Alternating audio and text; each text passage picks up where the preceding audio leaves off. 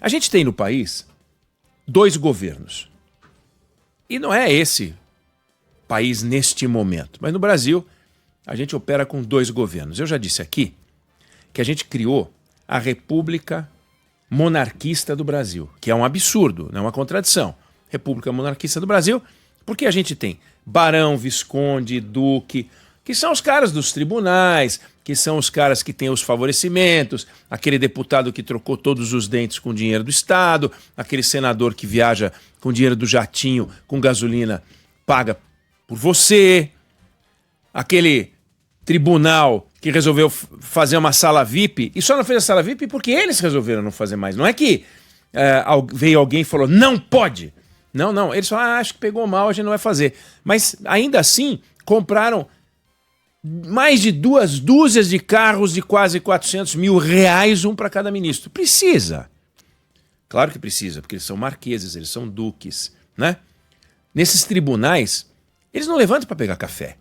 Copinho de plástico, isso é coisa de mortal. Eles são imortais, eles são incríveis, eles são bacanas demais. E usam aquele... Opa! E usam aquelas xícaras com brasões e tal. É uma coisa enlouquecida. Então eu já falei que a gente criou uma contradição. República Monarquista do Brasil. Nós vivemos na República, eles vivem na monarquia, eles vivem em Versalhes ainda. Ao mesmo tempo que a gente tem uma república monarquista, essa república monarquista é dirigida por 2 governos. Um governo pobre, que não tem dinheiro para coisa nenhuma, e um governo riquíssimo, que anuncia programas e projetos. E você fala, mas peraí, como? Você não tem dinheiro para nada? A fila do INSS cresce a mais não poder. No entanto, para baixar a fila, o governo tinha anunciado um programa de bonificação de funcionários que ganhariam algo a mais conforme a fila fosse reduzindo. Acabaram com o programa. Por quê? Porque não tem dinheiro. As agências reguladoras não têm dinheiro. Fiscalização, estão demitindo gente, estão afastando, estão cortando, estão diminuindo. Por quê? Porque não tem dinheiro. Não tem dinheiro para o exército, não tem dinheiro para as agências, não tem dinheiro para nada. Nada. Governo duro, miserável. No entanto, 35% de PIB de carga tributária, mas tudo bem. Não tem dinheiro para nada. Esse é o governo miserável, pobre. Aí tem o governo rico dos anúncios. Programas, projetos, bilhões nisso, bilhões naquilo. Da onde vem esse dinheiro, né? Parte desse dinheiro não vem. Parte desse dinheiro, eles anunciam assim um programa que vai ser realizado em 12 anos, 15 anos, 8 anos, 6 anos. Então tem um pouco de enganação. Parte também é financiamento e tal. Mas é tão complicado quando você tem um governo que é quebrado, gasta um monte de dinheiro e ao mesmo tempo anuncia um monte de programa, porque isso só aumenta a dívida pública. Mas a gente tem, tá? 2 governos. O governo quebrado e o governo riquíssimo que anuncia programas o tempo todo. Agora, é complicado porque isso faz com que o país se engane e não avance. Então, por exemplo, os Correios. Os Correios, a gente anunciou aqui ontem. Quem entrou falando com a gente foi o Márcio, né, de Brasília. Foi o Márcio entrando de Brasília dizendo que o presidente dos Correios anunciou um programa de salvação dos Correios, que é o programa, devia chamar fraude, né, porque não é mentira, não vai salvar os Correios. Mas os Correios estão precisando 20 bi de reais. Para quê? Como? Os Correios não conseguem investir nada. Aliás, o Brasil vive, neste momento, o maior déficit da série histórica das estatais, que começou em 2002, a série histórica. Nunca o déficit foi tão grande. É uma coisa inacreditável. Quase 9 bi esse ano. 9 bi de buraco nas estatais. Não pegaram assim. Não pegaram assim. E no ano passado, quase 7 bi de buraco. Não pegaram assim. Elas eram superavitárias, viraram deficitárias. E aí agora os Correios não têm dinheiro. Ah, não, porque tem dificuldade, a taxa da fraldinha, da blusinha, do seja lá o que for. Vem cá. Nos últimos 10 anos, no Brasil, a Amazon investiu 55 bi. 55 bi. Só no ano passado investiu mais de 13 bi. A Amazon. Os Correios não têm dinheiro, a Amazon tem. O negócio Correios tem suas virtudes, tem seus desafios. Virtude, está aí há 200 anos. Desafios. Uma parte das atribuições dos Correios, Joel da Atena passando aqui atrás do vidro. Vocês verão, Joel da Atena passando atrás do vidro. Quem fica vendo nas redes sociais, daqui a pouco ele passa. Ó, passando, Joel da Atena. E aí ele começou a dar tchauzinho. Eu respondi por educação. Mas ele é um grande cara, a gente divide estúdio. Acaba o programa dele, começa o Jornal da Band. Então, os Correios têm um desafio. Eles estão em tudo que é lugar e esses lugares não dão lucro. Então, tem que rever. Qual era a melhor forma de rever? Privatizar, vender, enquanto isso vale alguma coisa. Mas não, o governo resolveu não vender os Correios. E aí está agora quebrado, os Correios precisando de 20 bilhões de reais. O governo precisando de 20 bilhões de reais para os Correios e o governo dando aumento de despesa no salário mínimo, aumento real no salário mínimo e também reajustando, portanto, as contas da Previdência. O salário mínimo impacta em 2 de cada 3 reais da Previdência. Fábio Jambiagi fez as contas. O Brasil vai gastar 64 bilhões de reais a mais do que poderia gastar se o salário mínimo tivesse a correção da inflação. Você acha que o país está em condições de gastar 64 bilhões de reais? Você acha justo aumento real do salário mínimo? Por que tem que dar aumento real do salário mínimo? Não, porque é o ganho de produtividade. Não, peraí, ganho de produtividade? Quem trabalha, que tem aumento. Não aumento no salário mínimo, para todo mundo. Tem ganho de produtividade. Quem teve ganho de produtividade ganhava 1.500, não sei o quê, passa a ganhar 1.600, não sei o quê, ainda que o salário mínimo continue 1.500, não sei o quê. Por que a gente tem que, por lei, dizer que todos os brasileiros são, de forma conjunta, beneficiários de algo que o governo chama de aumento de produtividade, que não é aumento de produtividade? O PIB brasileiro cresceu um pouquinho, e esse aumento de crescimento do PIB não é necessariamente aumento de produtividade. Por que tem que aumentar o salário mínimo como uma forma de reconhecimento? Reconhecimento a quê? Como é que você sabe que o salário mínimo deve ser aumentado porque ele ou as pessoas que são beneficiárias do salário mínimo é que participaram do aumento do PIB?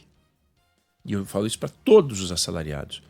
Numa empresa, quem recebe aumento salarial ou é dissídio, e aí é inflação, ou tem um aumento espontâneo. Olha, pelo seu desempenho, pela sua contribuição, eu vou lhe dar um aumento de tantos por cento. Pode dar o quanto for.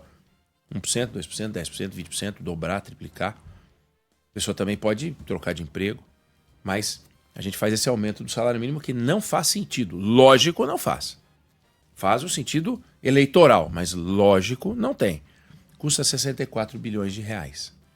Então a gente não tem 20 para colocar nos Correios, mas a gente tem 64 para colocar no salário mínimo. Ah, mas são escolhas. Sim, são escolhas. E agora a gente não tem R$1. Sabe quanto que o Brasil investe em minerais críticos e terras raras, em pesquisa, em produção? Zero. Nada. Não investe nada.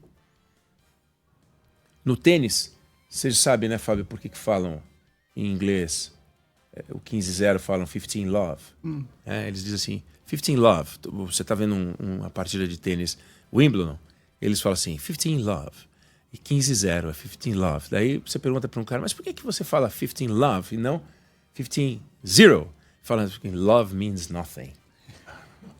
Love means nothing. Eu acho tão engraçadinho. Mas o fato é o seguinte, a gente investe nothing.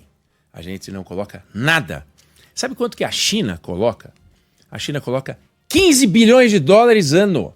Eles colocam 15 bilhões de dólares por ano nesse mundo das terras raras. E a gente não põe R$1. Por quê? Porque não tem.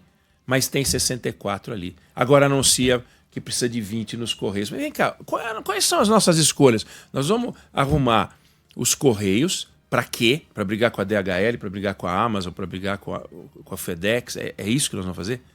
Nós vamos entrar nesse game? Ou nós vamos colocar 20 bi para o Correio permanecer uma empresa esburacada que teve o seu momento, teve o seu tempo? E o Brasil tem uma história linda. Aliás, o Brasil não, todos os países do mundo têm uma história linda para contar de postal. São pessoas extraordinárias, são pessoas que fazem parte da vida de todo mundo. O carteiro. Mas é simbólico, é simbólico. É como um maquinista. Você tem algumas profissões que realmente mudaram. Existe entrega na Amazon, existe entrega do Mercado Livre, existe entrega da FedEx, da DHL e dos Correios.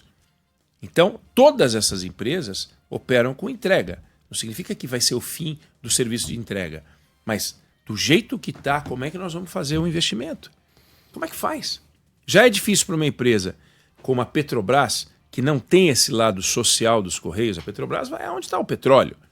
E outras frentes de produção que ela pode entender que são importantes. Mas ela não vai falar, não, eu vou explorar petróleo num município pobre porque eles precisam de mim lá. Não é assim que funciona, até porque o petróleo não escolhe lugar por renda. Mas os Correios você tem que ter. Mas a gente não tem 20 bi. E a gente faz o quê? Deixa morrer? Aí bota 20 bi numa empresa que está mal? Numa empresa que tem um futuro duvidoso? O seu futuro é duvidoso. Eu não sei como é que vai ser. Mas e aí a gente tem 64 bi e aí a gente não tem dinheiro para terras raras. Bom, um alento. O governo instalou ontem o Conselho Nacional de Política Mineral. Gente, o ministro Alexandre Silveira tem 55 anos. Esse Conselho Nacional de Política Mineral deveria ter sido instalado quando ele nasceu. O Brasil não tem um Conselho Nacional de Política Mineral. Tem um Conselho Nacional de Política Energética e não tem um Conselho Nacional de Política Mineral. Então, hoje você vai minerar, não importa se minerais críticos, terras raras, ouro, bauxita, cassiterita, seja lá o que for. Você vai minerar e você está correndo 1000 riscos.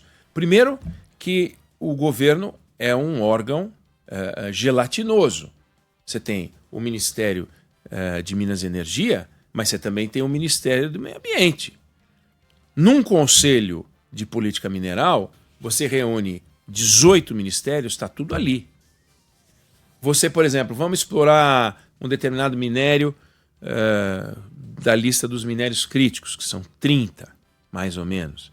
Ou, dentro dos minérios críticos, vamos explorar terras raras, que são 17, 18.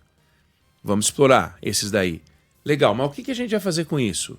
A gente vai transformar isso em alguma coisa? Olha, isso é uma discussão com o Ministério de Ciência e Tecnologia. Aí eu vou ter que bater na porta do Ministério de Ciência e Tecnologia? Não, tem o Conselho Nacional de Política Mineral para discutir. E meio ambiente. Antigamente, gente, essa história de terras raras, certos minerais, eles não tinham muita serventia, como tem hoje. Uma tela de celular antiga não precisava de muita coisa para funcionar, porque não tinha função.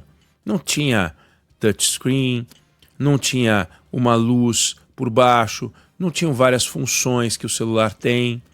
Então a tela, que era LCD e antes era uma telinha bem chinfrinha, o máximo que tinha era o jogo da cobrinha. Você pegou, Fábio, o jogo Sim. da cobrinha? Era o jogo da cobrinha, o reloginho, o negocinho. Então não precisava de minerais. Agora você precisa de uns minerais para fazer esse troço aqui, de nome difícil. A gente pode até fazer uma reportagem explicando quais são os minerais e quais são as aplicações. Mas eu te confesso, eu já li isso umas 20 vezes e esqueço em 3 minutos. Porque os nomes são difíceis, as aplicações são difíceis, mas saiba que eles são muito importantes. E numa tela de celular moderna, hoje, você precisa deles. Porque senão você não consegue ter as funções. Isso para falar da tela de celular. A gente poderia falar de 1000 outras coisas, em que as terras raras são fundamentais, né? E a gente não está investindo. E aí a gente fica com aquela síndrome, que é uma coisa meio doentia, que é assim, é nosso, ninguém tasca, mas também não tem o dinheiro para explorar. Só que se alguém resolver explorar agora, pode ter problema com o meio ambiente, com o licenciamento ambiental. Olha o que está acontecendo com a margem equatorial, com o petróleo, que não tem nada de novo. Petróleo, coisa do século XIX. Não tem nenhuma novidade no mundo do petróleo, certo? Se você faz o que sempre se fez, você vai lá, fura. E, aliás, uma curiosidade, eu não sei se a Larissa e o Fábio sabiam disso, mas a gente acha que o petróleo, você vai furando e você chega num bolsão, que é o que a gente chama de poço de petróleo. Tem um bolo de petróleo lá embaixo, tipo um tanque natural cercado de pedra, e quando você fura aquilo, aquele negócio voa. Pá! Esquece, não é nada disso. Você fura o negócio. Quando você chega lá em 3.000, 4.000 metros, você começa a furar para os lados, porque o petróleo são pequenas gotículas e partezinhas presas em buraquinhos de pedra, como aquelas pedras em que a gente pisa na praia, quando tem aquelas partes mais rochosas. E você tem que injetar gás ou água para lavar aquele troço, e aquilo ali... Então a perfuração é horizontal. Depois de você descer um montão, a perfuração é horizontal e você vai cavandinho assim, com uma broquinha e vai... E aí aquilo jorra. Ou seja, não é aquilo que a gente pensa, é um bolsão, chega uma piscina, né? Não vai cair no poço. Não tem esse troço. E petróleo, que é coisa clássica. Olha só o que está demorando. A gente não consegue botar para andar uma ferrovia, que é a coisa também mais tosca do mundo, é fazer uma ferrovia. Não tem nenhuma ciência nova embutida na construção de uma ferrovia. Nada novo, nada. Você pode ter novos materiais nos trens, ligas, o que quer que seja, mas ferrovia, gente, é dormente, trilho e deu. É isso que é, não mudou. É a mesma coisa, dormente, trilho e foi. E pedrinha, aquelas pedrinhas. É isso que é ferrovia. E a gente não consegue licenciar e botar para andar uma ferrovia, que é essa Ferrogrão, 2017, parada na mão do Alexandre de Moraes. Um juiz segurou, ele levou 8 anos. 8 anos para chegar ao momento em que ele achava que agora está pronto. Pô, se o cara precisa de 8 anos para entender uma ferrovia, quantos anos a gente vai precisar para entender terras raras? 80? 180? Pô, o Brasil acaba, não dá. Vai todo mundo embora. Não tem jeito, tem que fechar. Então, a gente tem que ter uma estrutura. Esse conselho é uma oportunidade para começar a andar.